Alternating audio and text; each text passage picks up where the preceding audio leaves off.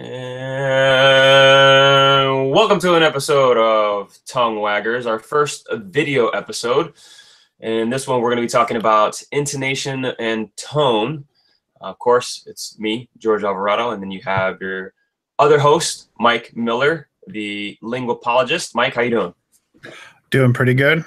Having just trying to enjoy the time I have before I got to go back to work. Yeah. You know, Mike, we got to work on an intro song, man. We don't really have one. Yeah. We got to have that, cool intro music so that way everybody thinks we're official. It's some Schoolhouse Rock, like function, conjunction, junction. That'd be awesome. We did have one on the blog talk, but it got lost, so we got to figure out another one. Okay. Actually, I still think I have the audio for it. Do you? Yeah. So maybe we can hook something up later. Yeah, we gotta figure that out. All right. So in this show, we're gonna be talking about intonation and tone. Obviously, there's a lot to deal with, just like in every talk we deal with the linguistics. So we'll try to be as smooth, and we'll try to break these things down as much as possible so that everybody gets to enjoy the wondrous things that intonation brings to the table when we talk about meaning and tone in language. Got a couple notes here. There's a lot of things to talk about when it comes to the categories and names and stuff like that. So we'll try to go through this. The first half hour, we'll deal with just the linguistics of what is intonation and tone. And then, the latter half will deal with application. And if we get done sooner, we get done sooner. And that's fine. At least it'll be more efficient for people's time. When talking about intonation, we talk about this category within linguistics called prosody. Now, prosody has a lot of different aspects when it comes to the segments, the phonetic segments of how we make speech sounds. And there's large and small units. We're dealing with syllables, we're dealing with words, we're dealing with how phrases and words tend to be stressed or used within a sentence, or maybe even within a whole discourse or in conversation between you and another person. So you have things like intonation, which can be concerned with, the rising and falling of your pitch. Tone kind of plays a part in that as well. So a lot of these terms will be kind of intermingled. Stress, depending on, what you say, you might put a particular stress on a particular word. You have a rhythm in how you say things. Every language does. And then, of course, you have an emotional side. You have a lot of things in which you can convey meaning for, like things like sarcasm, maybe some interest, being shocked, that kind of thing. So we'll kind of go through a little bit of that today so that everybody's familiar with intonation and how it works within language. Now, one of the things I just mentioned is within prosody, you have things like stress. So you can stress particular words in a kind of a way where you're emphasizing a specific kind of meaning. I'm going to pull this screen up so that way we can use an example of what stress is, and most people will be familiar with this. So hopefully you get it. Screen share is taking just a little bit. Okay. All right. Mike, can you see that? I can. Okay. So you have this sentence here. It says, "I never said she stole my money." Now, with that being said, there are 7 ways to say this sentence that would change the meaning of the sentence. So Mike, go ahead and give us a little bit of an example of how this can change depending on which word you stress. I never said she stole my money. I never said she stole my money. I never said she stole my money. I never said she stole my money. I never said that she stole my money. So you're able to pick up all the different nuances, right? Yeah. Yeah, it's definitely interesting. You can make it to where I never said she stole my money. That means somebody else could have. Or I never said she stole my money, emphasizing never, ever, ever. I never said she stole my money. It could be along the lines where maybe you texted it. You just kind of giving that little bit of emphasis. I like how you kind of put that out there. I never said she stole my money. So she could have stole somebody else's money, maybe. You know what I mean? If you spend so much time stressing a particular word, sometimes that can insinuate a lot, and it can have a particular meaning depending on how you stress it. Mike, you got anything to add to that? I mean, I think, there's some comedic aspects. You'll see people use these different stresses kind of to bring irony out. Mm-hmm. Like even in play. So I think, even, when we emphasize stress, but it can also indicate, as I think about it, what are you trying to communicate? Mm-hmm. It helps us, to better understand. Because if you read this on a paper, you're gonna probably add your own influences within a story. Maybe the author will help you out by giving you some indications on how she said it or the person said it. But in real life, in the spoken language, I mean, it could be really telling how you say, I never said she stole my money. I'm trying to emphasize, she stole money, but it just wasn't mine, and just kind of how you want to do with that, even if you wanted to kind of give like a backhanded compliment or something like that.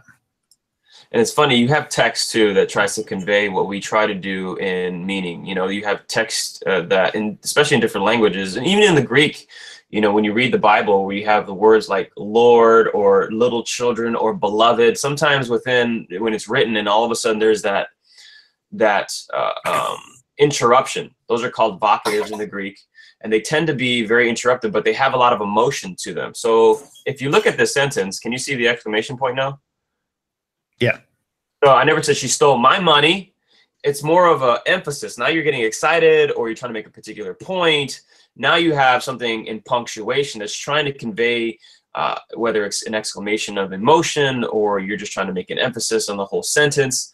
That also affects tone when we're reading something, because we're trying to mimic what we see in real life in text, which is hard to do. And that's one of the challenges of text, which we'll talk about later, hopefully just very briefly. Okay, so let's move on. We have this kind of stress, and then we also have the kind of stress that differentiates between whether something's a noun or a verb. You have contrast, which is more of a noun, where you're trying to say, well, that was quite a contrast.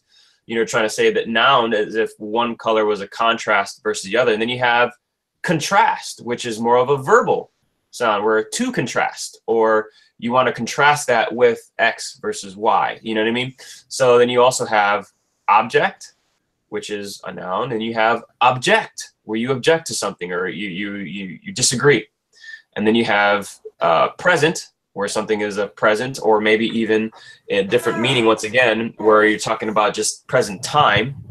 And then you have present, where you're verbally presenting something to somebody. You know what I mean? And it's very interesting that depending on the stress, the lexical stress you put on a word, it could be the exact same word, and yet it changes its meaning from a noun to a verb. Mike, do you have anything? I think it's just interesting. I mean, I don't know if this is in all of English, but just how, at least the first two examples, the the stress on the front of the word, and the is different in the back. I don't know if that's consistent, throughout the language in that way. There are some differences. I probably should have brought those out a little bit. Nothing I can think of the top of my head, but there is a very interesting phenomenon, especially in certain languages, where you'll have more of a stress at the back end of the word as the sentence may be ending. So it kind of lets you know that certain words will definitely be put where there's stresses on the back end, so to let you know that the sentence is done. And then, like you said, depending on whether or not it's most nouns, whether we put stress in the beginning of the noun versus the verbs. I have to do a little more research. I'm pretty sure there's exceptions to the rule, but in English, there's probably some consistency there. Yeah, I just kind of, stuck out, and trying to teach my daughter how to correctly Yeah. You know, earlier she goes, "What did he go?"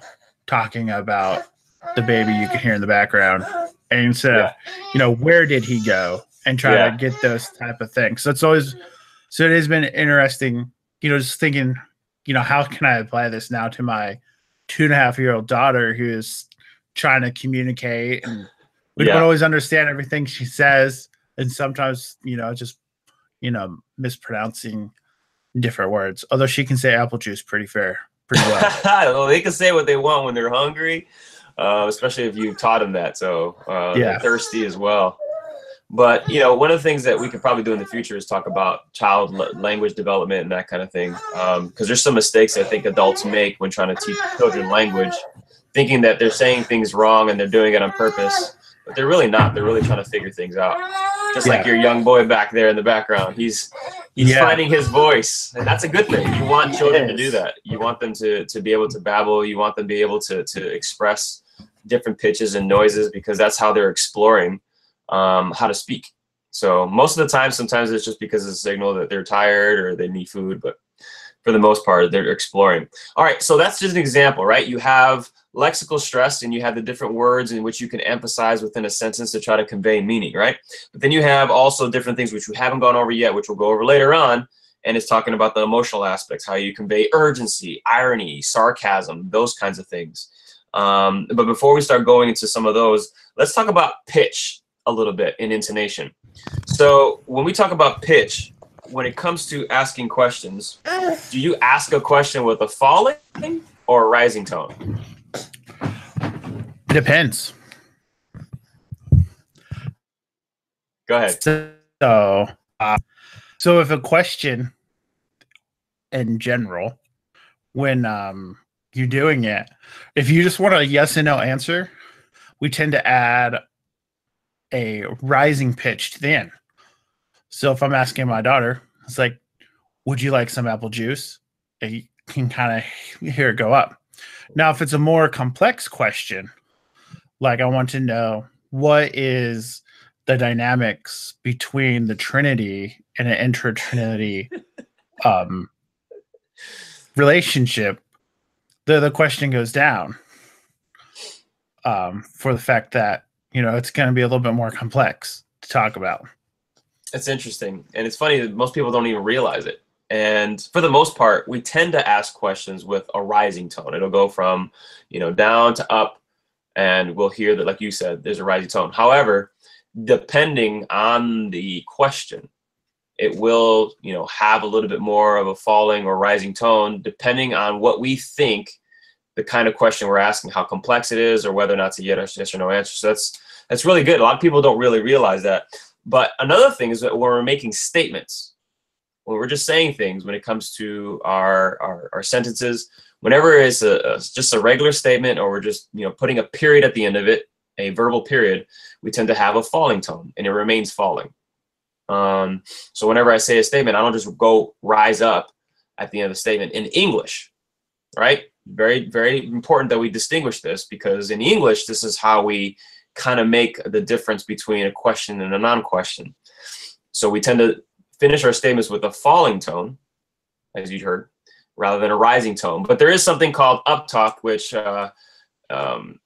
it's taken from Stephen Fry's English Delight Series 5, Episode 2. Stephen Fry is a very prominent connoisseur of linguistics. He's also an atheist, so if you can, please pray for him. And I do believe he's been diagnosed with cancer fairly recently. Please pray for those people out there who are within the linguistic world who don't believe in God, who are against God and are, atheists and can be fairly militant about it.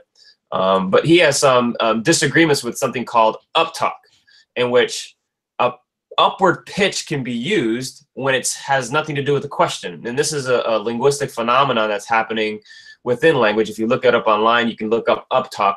But people are basically making statements, and then they'll end the sentence, which should be a falling tone, with a rising tone. So you're left sort of trying to guess, well, was that a question or was that not? I'm sure most people have been in a conversation where the sentence ended in a rising tone. You're like, was that a question? Or was that something I was supposed to know? Like, how am I supposed to know the difference? I don't know if you've had experience with uptalk there, Mike. Not a much, but I guess it's very common within the Australian type of language. Although, I think about it, I had a Australian boss as of recently, and I remember him up talking much, but maybe I just wasn't paying attention Yeah, all I've too much. we've had it at work too. I've noticed. It just depends on the area. I think there's a lot of uptalk from the West Coast as well. I've noticed this since I've been out here. Some people will end their sentences with a rising tone, and you're left guessing. You know, just based upon the semantics and the words that they use, that you're going to have to just assume that they're asking or telling you something. They're not asking you something. Yeah. But when it comes to rising and falling tones, another thing we have to remember is that we often use it within conversation. So whenever there's a rising tone, usually it means that you're starting a new sentence or a new subject or a new topic. So I'm sure a lot of us have been in those conversations where we don't kind of want to be in that conversation, and we're sitting there wondering when it's going to end. And you can slowly see the volume starting to drop, and the person is sort of getting to that point where they're ending the conversation. And you're thinking, yes, this is my way out. And they said, oh, and by the way, and I do remember, and you hear the pitch go up, and you're thinking, another topic, I'm going to be here for another 5 minutes. You know, that happens too when we understand how rising and falling tones relate to new subject matter versus subject matter that may be ending, or a different part of our conversation we're transitioning from one topic to the next. And we are often very familiar with it, even though we don't realize it, when it comes to those very uncomfortable situations where we don't want to be in that conversation. And I've been in plenty of those. I'm sure you have. Mike, have you?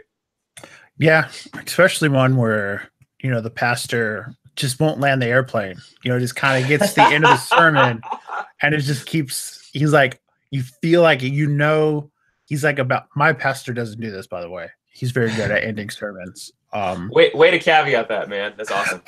So, but you know, they're just kind of, and they tell you this in like preaching class, like, land the plane, just go. Like, when you start, just land it, go. It should be over. It's quick. Yeah. And you know, like, I can, even when I edit the sermons for my church, so just, you know, looking at, you know, you see the phraseology, you can see it within you know, the graph was basically what it is of the waves. As you kind of expand them out a little bit, you can see how phrases and how they kind of work together.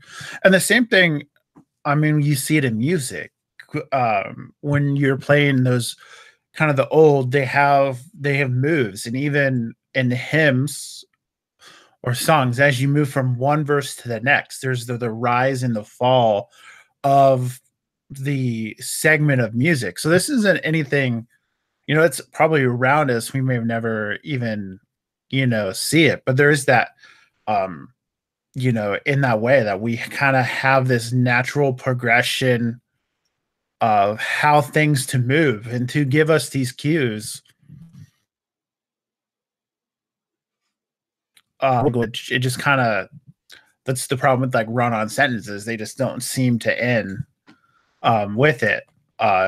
So it's low in the verbal language just because of all these, you know, the changes of pitches and how things are moving and how you want to end the sentence. Yep. And when it comes to the aspect of different cultures, some things that I haven't written down because this is a lot of information. We have to be very cognizant that cultures and different languages use intonation very differently. And this can go into the rising and falling that we talked about. There are languages where a falling tone can insinuate a question. In Hungarian, Chickasaw, Nepalese, Italian, Hawaiian are just a few of those in which a falling tone can insinuate a question. And then, of course, they all vary as well, like we just talked about, when one topic starts versus the next. And then you have Mandarin. Mandarin is a very tonal language in which there are rising and falling, and then rising and falling, and then you have a high-pitched sound throughout, in which can convey a different meaning just for the different words. And I have these up just so I can illustrate this. I'm going to screen share for this one as well. And the reason why we want to be cognizant of this is because we don't realize that when talking to another culture or another language, of people who are speaking another language, should I say, who are trying to speak to us in English, or maybe we're trying to witness to them, we have to realize how much their first language can affect the way they understand their second language. So someone who is speaking Mandarin or Cantonese in China and in various subdialects, when you run into a tonal language like this, they might have some struggles with our language in tone, because so much of the tone in their language conveys so much meaning. So you have the first ma, second ma, third ma, fourth ma, right? And these are all different tones. The first ma at the top, as you can see, is a rising tone. This is the second tone. I put these in different order because of my inability to try to master some of these tones. I was studying Mandarin for a while. A few years ago, I want to pick it back up again. But then you have the first tone where it's ma, ma, and then you have the second tone where it just drops, ma. And then you have the third tone, or this one right here, even though it's second in order, it's actually the fourth tone. This one right here is actually the first tone, even though it's third in order, so I apologize. The first tone is ma, and then you have the rising and falling tone, which is the third tone, it's ma. And each of these words, depending on which tone you use, conveys a different meaning. This one at the top, the rising tone, can mean various different things, between bothering or linen or being numb. The second one here, falling tone, can mean scolding. And the tone right here, the first tone of ma, can mean mom. And this is easy to remember because we're always complaining to our mothers, right? We're like, ma, ma. We kind of have that in English too, so it's kind of annoying for us. And then you have ma, which means horse. So now if you were to put some of these together in a particular order, if you have ma, ma, ma, you have mom scolds a horse. And there's actually a neutral tone, and which I didn't put up here, that doesn't have these rising or falling intonations or tones, where it's just ma or ma. It's really fast, it's really punctiliar, it doesn't really have much of a sound. It's quick, it's like a period in the sound of a ma. And ni hao is the way they say hi. But if you say ni hao ma, that means how are you? It's a question. Ma, when it's used in a very neutral way, insinuates a question. So you have 5 different ways in Mandarin of how to use the word ma. Depending on the tone you use, will illustrate what word you're trying to convey. And that is, I have to say, whenever you're studying language, this one of the reasons why I like studying language is that there's so much creativity, so many things that people can do within a language, just using tone alone to convey meaning that the animals just simply do not do. They don't take some similar sound or they try to lexicalize it, where they try to write it down and then make it look like something that's readable. There's so many different facets to all this. Animals don't do that. This is what separates us from animals. And I've always wanted to do a show on the origins of language because it's a huge topic. But obviously evolution is ruined and damaged the aspects of language. And I harp on this so much because language is one of the things that makes us uniquely human. So when we look at all this rising and falling of tones and pitch, we got to see that rising and falling in tones and all that stuff is what makes language much richer than text. And I know, Mike, you wanted to comment on that. Yeah. I mean, you think about what we just talked about, with tones and how these things come out. We just can't do that within the written language. And there's a sense in which the spoken language is a richer form of communication than tone language is. And that's just just to show how versatile speaking can be. Mm-hmm. I mean, you think about every once in a while they'll bring some preachers here that maybe have had a background in rap or something like that, Tripoli or Shylin or someone like that. And I mean, just how they connect words. You just don't see that from Dr. Mueller, but Dr. Mueller doesn't put words together in a way, and yet they can communicate the same thing through their own kind of styles, using their own type of, the pitch and the intonation and to go through that. And so I think it just shows, I mean, you can do, you just singing, but then you have like spoken poetry, which has a different old thing. And then and just kind of when you look through the dynamics of the verbal language, there's just so much there that just can't come across in the written language. I think that's what makes it hard dealing when when you're dealing with Facebook comments and stuff like that. How is this person really trying to portray themselves without of adding kind of all these kind of filler ideas? Because no matter how you're going to do it, everyone's going to get mad anyways. Yeah, exactly. Because I mean, there's so much misunderstanding. I mean, if you think about robots, old school robots, if you say a sentence like, "Can you imagine language without intonation?" I mean, it sounds robotic, pun intended. But there's certain things that humans can do with language that gives a specific intonation in conversation. And when a robot or a synthetic machine tries to mimic that, although we're getting better at the sounds, especially when we're hearing those operators and those computers answering the phone for us, press 1 if you want this office, press 2 if you want this. They're getting better with their prosody and their intonation. But for the most part, some of those things you can kind of pick out. They sound very robotic. They don't sound natural. And there's one of the reasons for misunderstandings. And this is kind of where we start going into a little bit of a different shift now. We're going to go a little bit more into our applications like we promised. Now, we talked a little bit about the linguistics of how rising and falling pitches and tones work. Now we're going to go into some of the more application here in the next half of our show. And when we talk about intonation in text, especially like in Facebook and social media, I for a while had conflict, as you already know, Mike, with a specific camp of people. It's not important at this juncture because we're trying to make a particular point on intonation. And for a while, I kept telling them, let's talk about it. This conversation's super complex. Me writing 300 comments in a day and trying to go back and forth within a whole week or 2-week time span to try to figure out what you say you believe and what I believe, and the copy and paste wars, I'm not going to do it. Especially with the way the topic is panned out. It's too complex. We can't just have this in text. There's so much going to be misunderstood between tone and intonation. And they wanted that kind of interaction. They wanted it online so that they could control the conversation. And unfortunately, within text, you can't see specific kinds of tone, certain kinds of meaning emphasized, especially on certain platforms like social media.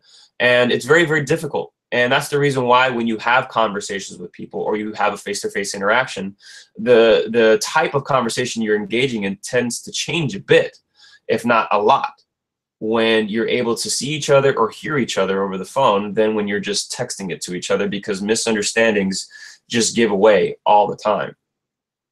One of the things that we wanted to touch on when it comes to misunderstandings is the interaction with other cultures. We mentioned it before. And French speakers to Americans sound more rude. And the reason why they tend to sound more rude is because they tend to use a falling tone for everyday statements.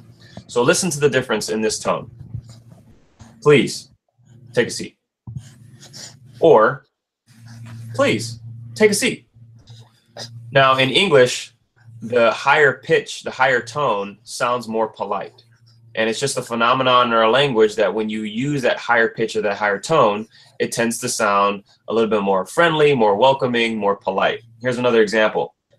If someone were to ask you to look over someone else's work, if you just say, looks good, or you say, looks good, there's a very different feel you get from the person who is saying one pitch or using one pitch versus another in your tone.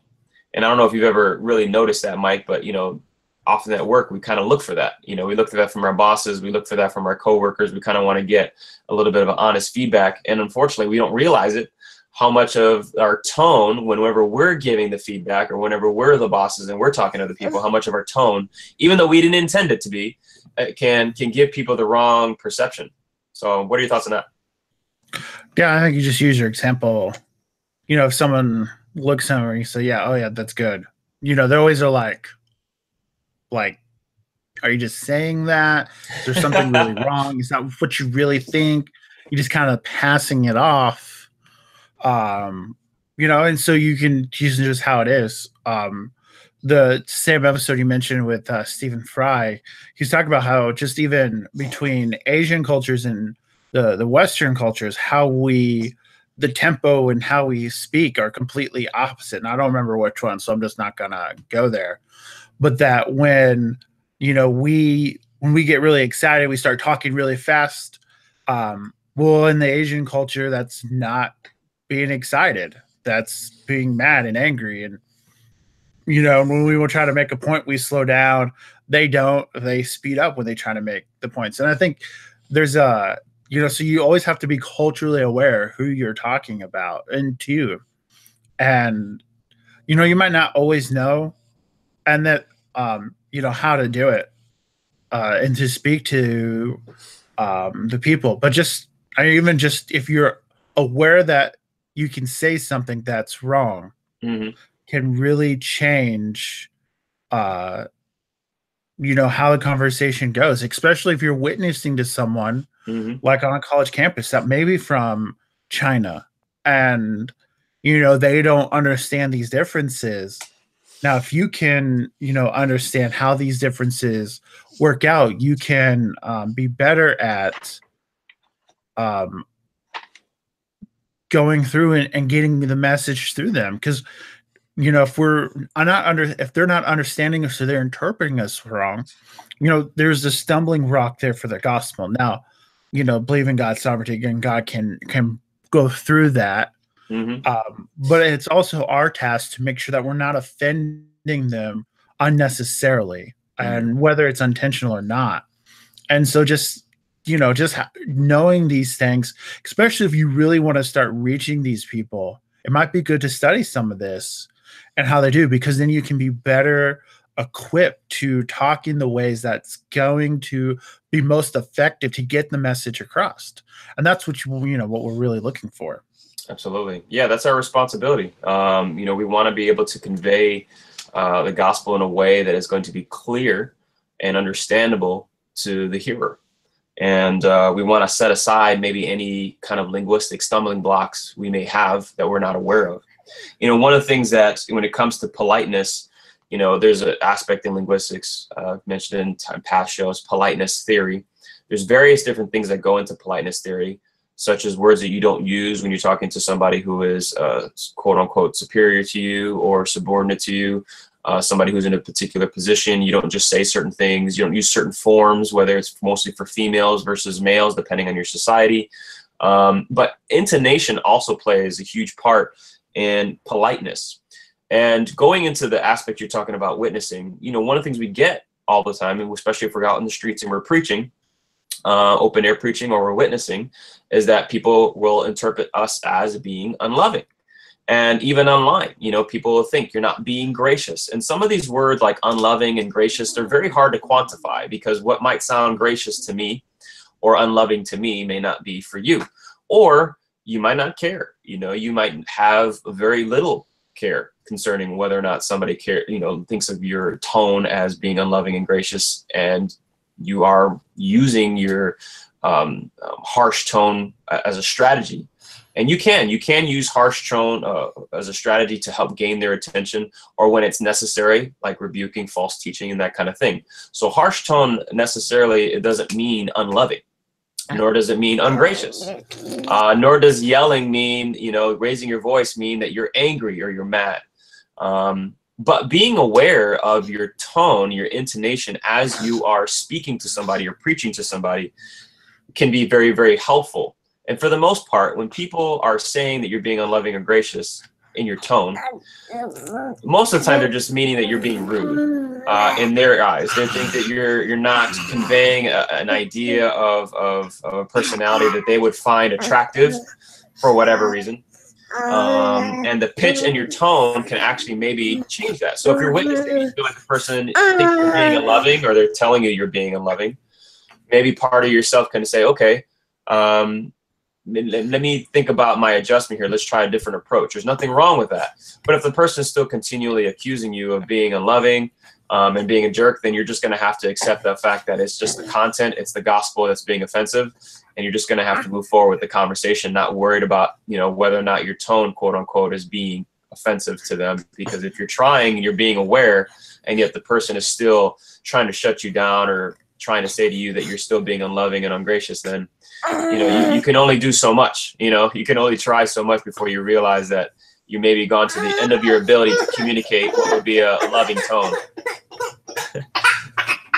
Speaking of unloving, doesn't sound like he appreciates what he just did. Yeah. Come on.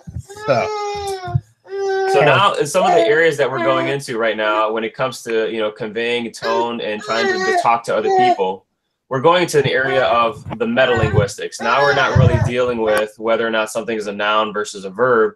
Now we're dealing with sort of a metalinguistic area where we're trying to convey and understand emotion or a meaning that's above of what a word would mean. So even if I use the word hate, right, I can use that word hate in various different contexts and various different sentences. But there may be a metalinguistic aspect to that word hate. I may be wanting to use that word in a sarcastic way or in a very angry kind of way, or there's a way in which I can convey the word hate or say it in such a way that is purposefully trying to incite a riot, not because of just the word itself, but maybe I'm using a specific tone in my purpose in wanting to use that word hate in a specific way. So let's go from the word hate and let's go to the word really to try to convey what I mean. So you have emotional aspects of tone. So if I were to say the word really, I can say it, for this example, in 6 different ways. So you have really, which can convey an emotional statement, a state of mind, or have a shade of meaning. First one is an emotion. So I can say it in a way where I'm angry. Really? Not just my eyebrows crunching up, but there's a tone in my voice which shows that there is anger behind that word really. And then you have the excited tone. You're like, really? You're kind of pumped up about whatever it is you just heard, and you're really excited about it. And then you have a state of mind where you're sort of shocked in a sense. It's an emotion, but you're sort of thinking about something, and you're like, really? Like, you can't believe something happened. And you also have an intrigued really. You're like, really? Now, like I said, other than my facial expressions, you can hear in my tone perhaps a change of meaning just by saying the word really. Then you have shades of meaning like sarcasm. Most people are familiar with this one, where you just kind of like, really? Really, dude? And there's a little bit of sarcasm there, depending on the context. And then, of course, you have a really that's asking a question. It's almost in the same sense of being shocked or being intrigued, but depending on the context, you're just simply asking a question. You're just, really? And then somebody can give you now a confirmation. Really? The other person says, really? Yes, really. So just by using the word really, and maybe even some other words, you can convey an array of meanings, emotional statements, state of mind, or different shades of meaning, depending on how you use one word in a particular sentence. And this is important because now we're going into some of the things like, we're talking to our wives in marriage, we're talking to our people at work, we're in conflict, we're talking to our children using disappointment, discipline, or maybe even trying to be encouraging. In our preaching and our evangelism, trying to be in control of our emotions while we preach. Because one thing that's going to happen is that you're naturally going to convey a specific kind of emotion using your tone. You can try to fake some of it as much as you want, or you can try to control some of it. You can be angry inside or have some, righteous frustration in a sense, and try to maybe manipulate your tone so it doesn't convey that too much to the other person. But for the most part, it's going to come out. So one thing we have to be aware of is that despite knowing and being self-aware of all the different ways tone conveys meaning, when you're in a specific emotional state, it's going to come out. And oftentimes it can be misunderstood or misinterpreted, but for the most part, it's going to be fairly accurate. People can kind of pick up on that stuff. So whenever you're talking to your spouse, or you're talking to your children or your coworkers or in evangelism, one thing we have to become more self-aware of is our tone and our intonation whenever we're speaking, because we may unintentionally say something or intentionally say something, and the consequences of what we said may take a different course than what we had hoped. What do you think, Mike? Yeah, I think just how you know, how I say things very quickly, kind of what my mood is going through it.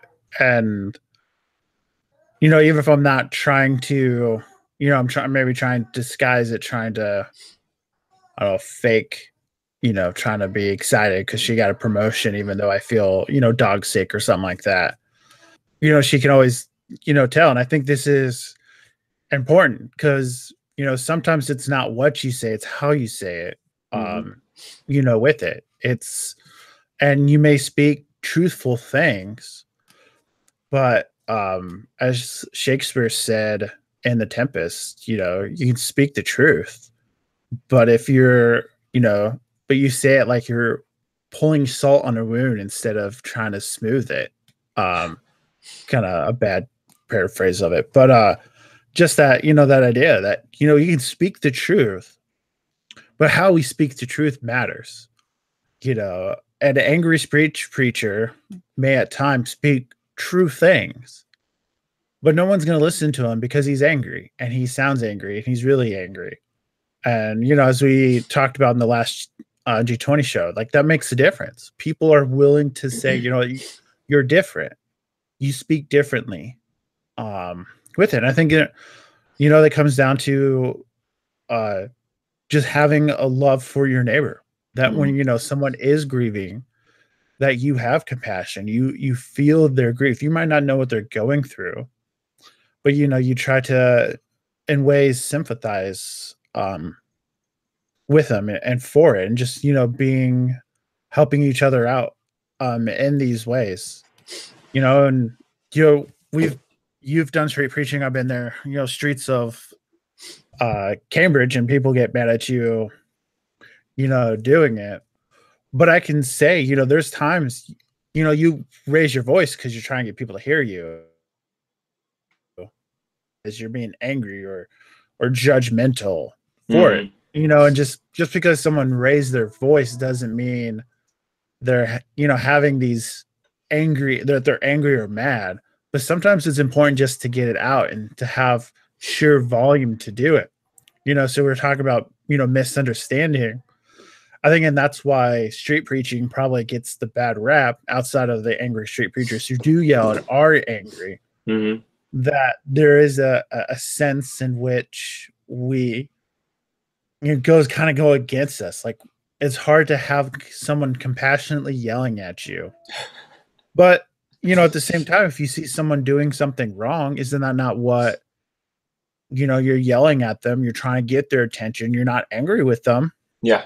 If my daughter just happens to start running into the street when we're walking out to the car, I'm going to be yelling at her, and I'm going to have for her life. And, so there is an element in which, our yelling is not always, I think it's just always perceived wrong when it comes to street evangelism, especially open air preaching in particular. Yeah. And I think this is one of the things that kind of brings out the gospel aspect of us being broken vessels, filled with treasure, eternal treasures, right? And God using the base things of the world to confound the wise, whether it's preaching on the streets or in the church or even witnessing. The gospel is foolishness to those who are perishing, right? So content-wise, they're not going to believe it. But the tone in which we speak to people, even if we try our best, we have to remember that sometimes, no matter how kind we try to sound, people are just going to hate the gospel. And like you said, as long as it's that, at least it's a successful delivery. But also being self-aware. Perhaps you're not the kind of person that knows how to sympathize with people very well. And it's okay to realize that. It's okay to understand where your weaknesses are. And when you're trying to console somebody or trying to help somebody or trying to witness to somebody, letting them know up front, look, what I'm about to say is going to sound really mean because the way I speak sometimes can be heavily misinterpreted by people, but I really do care about what you're going through. I just don't know what to do, or I don't know what to say, or I don't know how to handle the situation. I know somebody who may be able to help you, or, along those lines. Being self-aware of understanding your limitations and your weaknesses, whether or not you're not a very quote unquote sympathetic person, which doesn't necessarily mean you're an evil person. It's just emotionally, you don't know how to connect with certain people.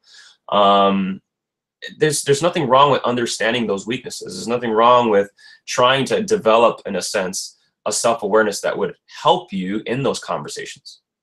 It's the same thing, when you're having conflict within your marriage or whenever you're having conflict at work. When you're speaking or you're about to speak, understanding the way and the rate you speak, the loudness of which you speak, the culture that you're from, the culture that you're speaking to, a lot of that helps with an everyday conversation.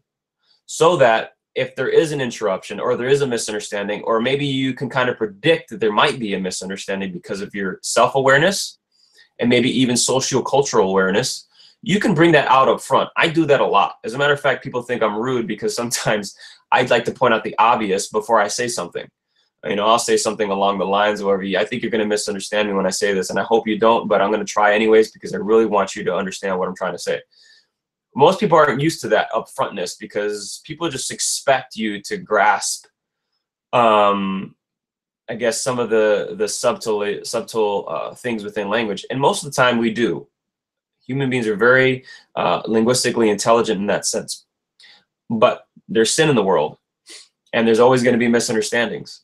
And what I want to do is try to mitigate those misunderstandings as much as possible. And whether I'm preaching in the streets, I'm being accused of being harsh, I'll ask, why am I so harsh? What makes me sound so harsh? Oh, because you're yelling. Why else wouldn't I speak up and tell you about the Lord Jesus Christ and what's going to happen to you after you die? And I give an example of what raising my voice looks like. But even while I'm explaining to a heckler, I might actually lower my pitch purposefully. Because now I'm not preaching to a general crowd of people. Now I'm focusing on a particular individual, and I want to give that person just a little bit of focus, attention, and respect that they, in a sense, deserve because they're made in the image of God. Although they're a shattered image, they're still made in the image of God. And the same thing when I'm witnessing. If I'm witnessing to a group of people versus now I'm focusing my attention on one particular individual, I want to be able to change my tone and my pitch because now I'm engaging in that particular individual. And whatever misunderstandings there may be, I maybe even point those out. I'll maybe agree with them on those misunderstandings. I may be able to say, yes, you know what? I can see the reason why you think this way, or you're understanding why I'm saying it this way, and you feel like I'm being rude or unloving or ungracious. But let me tell you why I'm talking this way. Or maybe let me change my tone just for a second so that maybe you can understand what I really want to say to you. There's nothing wrong with that. You want to use those strategies. You want to become more self-aware to that degree where you understand this is exactly what happens whenever you're engaging one-on-one or within a group of people, whether you're preaching or maybe you're in the pulpit or you're in a counseling session between you and another person who's struggling with a particular sin or needs help or advice. Having this kind of self-awareness is beneficial, and it's going to be very, very helpful to our ministry, our witness, and I think just overall in our relationships, both within our culture and outside our culture, depending on who it is we're speaking to. Mike, did I lose you? Sorry, no, I'm still here. I just shut my camera off for a second. Okay, I figured you were doing something else. Right now, that's all I had when it comes to the application. Did you have anything? Because we're at 50 minutes, and I think we've done a pretty good job at getting through the material we wanted to. Yeah, I just think there's just to consider, sorry, a little frustrated. Just consider all the, dynamics of what it takes to evangelize. I'm thinking, Proverbs 15:1, a soft answer turns away wrath, but a hard word stirs up anger. So even, in the Proverbs, we're told how to kind of communicate better with our fellow humans, that we can help. And just my own example of this, not that I'm excellent at this all the time. Is me and another guy, we just kept getting higher and higher, higher. And then I kind of remembered this verse in the middle of it, and I dropped down, and what looked like we were going to end this conversation turned around, and we were able to talk a little bit longer. And I think, just so even, though we're looking at, we came from the linguistic side, the Bible helps us to work in this way. And that really linguistics, as they study these things, and, thankfully we got, by the grace of God, they can help us study these things and to understand this better, whether they're believers or not. Mm-hmm. But even the Bible helps us to focus on how these are important, and that even the Bible, and as God reveals him, as God is revealed, this is how we can in turn communicate to our neighbors, because that is what is most loving. And it's funny, I want to be able to say this too, and it brought attention to my a few days ago in Galatians, when Paul speaks about people being accursed, he used some fairly harsh language. As a matter of fact, he commanded that they would be accursed for preaching another gospel. In Titus 1:13, it talks about rebuking and correcting people who are straying and teaching false doctrine, to rebuke them sharply, so that they may be sound in faith. So there, in this whole thing, we're not saying that there's never a place for a harsh tone, and that there's never a place for maybe a rising or more of a very harsher intonation in your speech. But what we need to do is become self-aware and understanding their purpose, right? We need to be able to grasp the linguistic tools we have in order to be able to achieve a specific goal. And where we make those mistakes is not becoming self-aware, and where we're not becoming educated on how to engage certain contexts, because every context is different. And it's very important for us. We're going to make those mistakes, and we're going to learn from them. But Lord willing, we'll learn from them. And then we'll continue to improve and mature, and then edify one another, as well as hopefully the people we speak to, so that they might be sound in the faith, or so that they might come to the saving knowledge of Jesus Christ. So one thing we would definitely want to be able to convey to our listeners today is that I'm hopefully getting to a rising tone or falling tone. I'm trying to land the plane right now. Is there is a variation of pitch and intonation and tone that we can use. It's available to us. God has given us the gift of language, and being self-aware and understanding how to be able to use those tones to our advantage, I think it is beneficial and paramount to our everyday conversation and lives, as well as to the gospel. So, Mike, unless you got anything, I'm about to end this show. You're on mute. Oh, sorry. I've been muting off and on all day. So, yeah, that's all I have. All right. Well, this has been an episode of Tongue Waggers 11. Watch your tone. If you guys can, check us out on Blog Talk, as well as if you have any questions, you can email us at g220radio@gmail.com. We'll take any questions you may have. You could also see us on Facebook. And drop a line. Let us know how we're doing. Let us know what you'd like us to talk about in the shows in the future. And we thank you very much for watching. This is our first radio show as far as video. We pray that maybe there'll be more of these kinds of shows, Lord willing. And we thank you for supporting G220 Radio. God bless you until we go home.